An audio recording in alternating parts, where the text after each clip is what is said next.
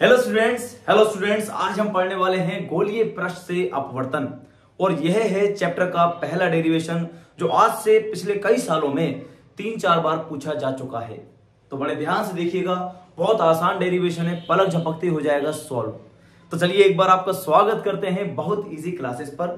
और आप देख रहे हैं कक्षा 12वीं सीरीज जो केवल और केवल हिंदी माध्यम के बच्चों के लिए बनाई गई है बहुत ही बेहतरीन तरीके से। इसमें हम लास्ट में डिस्कस करते हैं कि भाई एग्जाम में कौन कौन से क्वेश्चंस आने वाले हैं।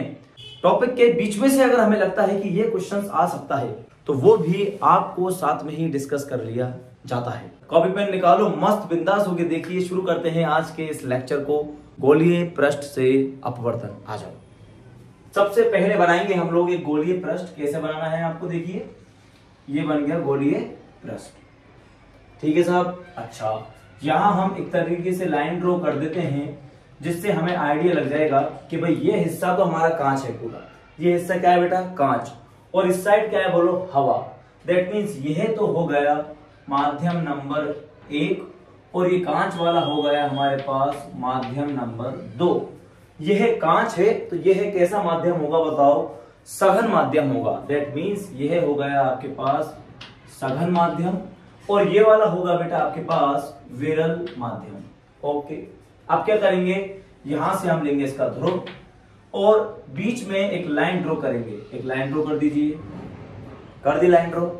अब क्या बनाएंगे हम? प्रतिबिंब बनाएंगे। किसका बनाएंगे? एक बिंब का। बिंब कैसा लेंगे? Point object. मान के चलो यहां पर ले लिया आपने ओ। ओ का मतलब ऑब्जेक्ट। अब सुनना, प्रकाश की किरण ये देखो विरल माध्यम से गई गई गई गई गई गई गई टकराई। यहां पर जाने के बाद क्या हो जाएगी? यहां से टकराएगी। टकराने के बाद बोलो क्या होगा? यह जब विरल से सघन में जाएगी तो अभिलंब की ओर झुक जाएगी। अब सर इसका अभिलंब कहां बनाए? अभिलंब होता है बेटा केंद्र पर। मान लो ये इसका क्या है बेटा? केंद्र। ठीक है, तो ये अभिलंब की ओर झुक जाएगी। पहले अभिलंब बना दो, ये अभिलंब बना दिया। किरण जानी चाहिए थी सीधी, लेकिन ये किधर मुड़ेगी बताओ? अभिलंब की तरफ मुड़ जाएगी। तो ये मुड़ जाएगी मान लो इधर। तो ये डायग्राम बनाना आप सीख ले। ये तीर बना दे भैया, और जहां पर भी ये मिलेगी वहां पर बनेगा प्रतिबिंब। प्रतिबिंब बनने के लिए कम से कम 2 किरणें आनी चाहिए। तो पहली किरण तो ये आ गई, दूसरी किरण अगर यहां से जाएगी तो वो एकदम सीधी जाएगी। तो दोनों किस पॉइंट पर मिलेंगी बताओ? इस पॉइंट पर। और जिस पॉइंट पर मिलेंगी वहीं पर बन जाता है आपका प्रतिबिंब। ठीक है बेटा, डायग्राम बड़े ध्यान से देख लो, समझ में आ गया। आगे की तरफ बढ़ते हैं। ये क्या है बताओ? डॉट डॉट वाली लाइन अभिलंब। ये कौन सी किरण है? आपतित किरण। आपतित किरण और अभिलंब के बीच में आप एक कोण बना दोगे जिसको बोलते हैं आई। आई का मतलब हो गया आपतन कोण। ठीक है साहब। ये क्या है बोलो? अभिलंब। ये कौन सी किरण है? अपवर्तित किरण। तो अपवर्तित किरण में यहां पर एक कोण बन जाएगा जिसको बोलेंगे हम आर। यह कोण हो गया आई, यह कोण हो गया आर। आज से आने वाले सभी वीडियोस के अंदर हम प्रकाश का अपवर्तन ही डिस्कस करेंगे। और अपवर्तन जब भी कहेगा तो हम स्नेल का नियम लगाएंगे। स्नेल का नियम क्या होता है? Sine I upon sine R बराबर N2 अपॉन N1। वीडियो नहीं देखा तो जाके देख लीजिए, आता है, बहुत अच्छी बात है। देखो, मान लो इस माध्यम का अपवर्तनांक है N1, सेकंड माध्यम का अपवर्तनांक है कितना बेटा? N2। ठीक है, क्या लिखेंगे बताओ? स्नेल का नियम। स्नेल का नियम बताओ। स्नेल का नियम क्या कहता है? स्नेल का नियम तो ये कहता है कि sine I upon sine R is equal to N2 upon N1।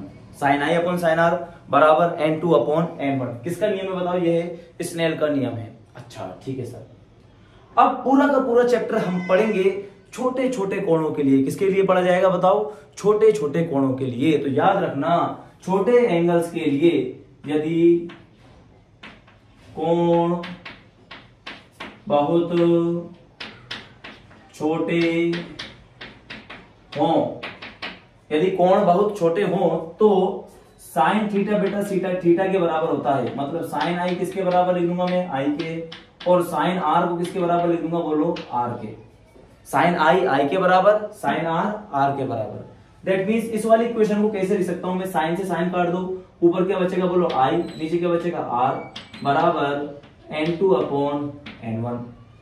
चाहो तो वज्र गुणा कर लो, वज्र गुणा करने पे क्या रहा बताओ, n1i बराबर n2r, इक्वेशन नंबर 1, समीकरण नंबर 1, n2i बराबर n1i बराबर n2r।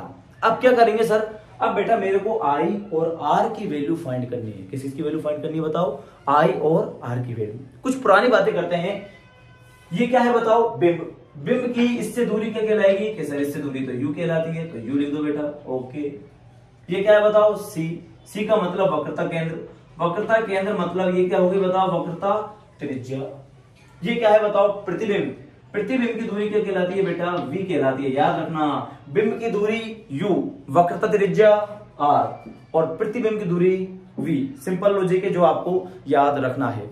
हो गया याद ये। अब क्या करेंगे देखो सुनो, इस कोण को मान ले बेटा अल्फा, इस कोण को मान ले बेटा बीटा, और इस कोण को क्या मान ले बेटा गामा। Alpha beta gamma. एक परपेंडिकुलर में यहां से ड्रॉ कर देता हूं, नाम दे लो चलो इसको n, इसको दे लो मान लो o, ये n दे दिया, ये o दे दिया। अब करने क्या वाले हैं हम, सिंपल लॉजिक, अल्फा बीटा और ये गामा, तीनों की वैल्यूज हम निकालेंगे किसकी फॉर्म में बताओ, i और r की फॉर्म में। एक्चुअल में हम कर क्या रहे हैं मैं आपको बताता हूं। मुझे कोणों से कोई मतलब नहीं है, i और r से मुझे कोई मतलब नहीं है। तो सर आपको किससे मतलब है, मुझे मतलब है बिंब कितनी दूरी पर है, उसका प्रतिबिंब कितनी दूरी पर बन रहा है, और जो आपने ये दर्पण लिया है या लेंस लिया है या गोलीय पृष्ठ लिया है, इसकी त्रिज्या कितनी है, छोटा लिया है या बड़ा लिया है। समझ में आई बात नहीं आई, तो उसके लिए ये डेरिवेशन हम करने जा रहे हैं। ध्यान से देखते हुए चलना क्या कर रहे हैं। एक स्टेप तो क्या करना है दिस, सेकंड स्टेप में tan alpha tan beta ten gamma, कि सर टेन ही क्यों ले रहे हो, क्योंकि इसमें दूरियां आएंगी और हमें इंटरेस्ट है दूरियों के अंदर। तो देखो कौन सा त्रिभुज है बेटा, त्रिभुज ओ ओ ओ ओ ओ ओ ओ हो गया ये, तो इसको ओ डैश मान लो, ओ डैश एन, त्रिभुज ओ डैश एन में लगा बेटा टेन, बोल ये क्या है अल्फा, अल्फा बराबर थीटा के सामने वाला कहलाता है लंब, लंब कितना हो गया बताओ, लंब हो गया sir O dash N upon आधार, आधार कितना हो गया बोलो यू। कहानी खत्म। टेन बीटा वाला त्रिभुज कौन सा है बोलो, टेन बीटा वाला, तो सर ये रहा, तो ले ले इसको, लिख टेन बीटा बराबर बोलो थीटा के सामने वाला लंब, लंब तो बेटा ओ डैश एन ही आएगा, ओ डैश एन।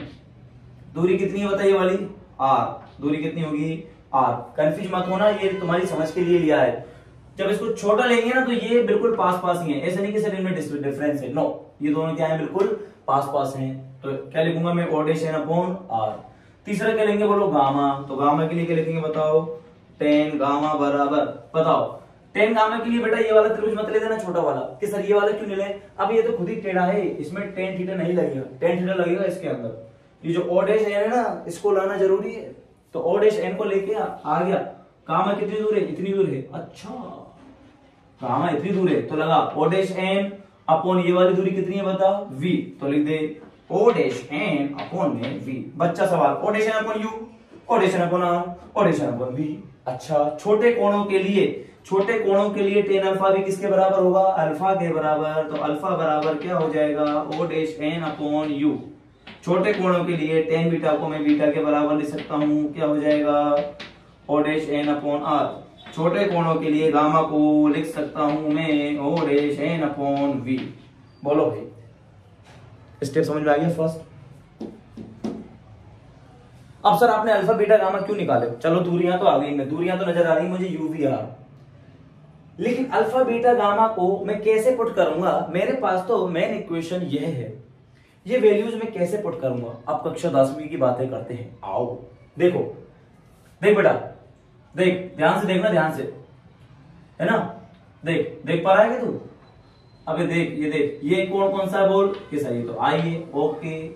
आई का संबंध मैं अल्फा और बीटा से निकालना चाहता हूं, मैं आई का संबंध अल्फा और बीटा से निकालना चाहता हूं। 10वीं की छोटी सी फिर मैं याद बता रहा हूं, बताना मत किसी को, इधर आजा, देख इधर चुपचाप, वरना लोग कहेंगे तो 12वीं में हो गया। ये है बेटा कोण मान ले अल्फा, ये कोण कितना है बीटा, ये कोण कितना है गामा, तो ये कहलाता है बहिष्कोण, और बहिष्कोण के जस्ट सामने वाले कोण कहलाते हैं अंतराभिमुख कोण, अंतराभिमुख कोण। कौन से कहलाते हैं, अंतराभिमुख कोण।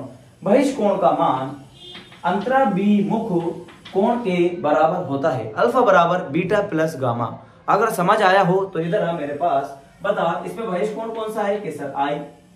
आई के सामने दोनों कोण कौन से हैं, alpha plus beta, alpha plus beta. तो बता क्या लिखेंगे, पता क्या लिखेंगे, कौन सा त्रिभुज है, त्रिभुज ओडेश ओ सी, त्रिभुज ओडेश ओ सी में यहाँ पे लाइन लिख, लाइन लिख, बहिष्ठ कोण का मान अंतराभिमुख कोणों के योग के बराबर होता है। लिख, बहिष्ठ कोण का मान अंतराभिमुख कोण के योग के बराबर होता है। अब देख बहिष्ठ कोण क्या है, बोलो, आई बराबर अल्फा प्लस बीटा। बोलो भाई, आई का संबंध अल्फा और बीटा में आ गया, मजा ही आ गया। अब किसका निकालेंगे, बोलो, अब निकालेंगे आर का। किसका निकालेंगे, अब आर का। तो आर ये रहा, ओके। त्रिभुज बन रहा है बेटा ये वाला, बनना नहीं बनना, बोलो। अच्छा सर, तो इस बार जो बहिष्ठ कोण है त्रिभुज के बाहर वाला कोण कौन सा होगा, बताओ इस बार, बीटा। त्रिभुज के बाहर वाला कोण कौन सा है, बीटा। अब एक गामा और आर तो अंदर है, तो क्या लिखेंगे बताओ, सेम इसी तरह बीटा, बीटा बराबर आर प्लस गामा। क्या लिखा, बीटा बराबर आर प्लस गामा। ओके, अब क्या करेंगे, अल्फा बीटा की वैल्यू पुट करते जाओ। आई बराबर अल्फा कितना है बताओ, O dash N upon U. Beta कितना है बताओ, plus O dash N upon R. अब बताओ बीटा की वैल्यू नहीं निकालनी, मुझे आर की निकालनी है, तो पहले एक स्टेप और लिखेंगे, आर बराबर बीटा, गामा इधर प्लस हो रहा है, इधर आगे क्या हो जाएगा, ये माइनस हो जाएगा। तो आर बराबर बीटा की वैल्यू बताओ कितनी है। अब एक सेकेंड और चीज सीख लो तुम, इधर जितनी भी दूरियां होंगी वो कौन सी होंगी, माइनस। इधर जितनी भी दूरियां होंगी वो कौन सी होंगी, प्लस। इधर जितनी भी दूरियां होंगी माइनस। तो यू तो किस में आएगा बताओ, माइनस में। ये किस में आएगा, प्लस में। ये भी किस में आएगा, प्लस में। तो ये और कर लो हाथों हाथ, एंड में नहीं करेंगे। माइनस, ये प्लस, कहानी खत्म। अच्छा बस खाली इसमें माइनस आएगा, बस इसमें माइनस आएगा, समझ गए क्या। अब आ जाए देख, आर बराबर बीटा, बता beta, O dash N upon R minus gamma, O dash N upon V, O dash N upon V. Okay, O dash N तो इसमें भी, ओ डैश एन इसमें भी है, तो कॉमन ले ले। क्या ले ले, कॉमन। आजा ओ डैश एन कॉमन ले लिया सर, क्या बचा, 1 अपॉन माइनस की U plus 1 upon R. Okay, same photocopy, R बराबर ओ डैश एन कॉमन ले ले, क्या बचा, 1 upon R minus 1 upon V. अब क्या करेंगे, कुछ मत कर, अब तू घर चला जा। आई और आर की वैल्यू आ गई ना, अब आई और आर की वैल्यू इसमें पुट कर दे, और पुट करते ही तेरा आंसर आ गया, और 4 नंबर लेके चुपचाप बैठ जाना बोर्ड में। समझ गए, नहीं समझा, अगर एग्जाम में आता है तो। ऐसा नहीं कि इसी को लिख के आ गया, कोई सा भी क्वेश्चन आए, सर ने कहा था ये लिख के आना है, 4 नंबर लेके बैठ जाना है। पर 4 नंबर अगले साल लेके आइए, फिर 4 अगले साल, 12 यहां से जाएंगे पास। जल्दी से इसको नोट कर लीजिए प्लीज। अब हटो, अब मिटाएंगे इसको, देखो वैल्यू लिख दी ना सारी। अब देखो बेटा, अब क्या करेंगे, आई तथा आर का मान समीकरण नंबर 1 में रखने पर, आई तथा आर का मान समीकरण नंबर 1 में रखने पर, यहां लिखा बेटा मैंने n1। ओके, n1 लिख दिया। आई की जगह बोलो कितना लिखूंगा, आई की जगह लिखा मैंने ओ डैश एन इंटू में 1 अपॉन माइनस के यू प्लस 1 अपॉन आर।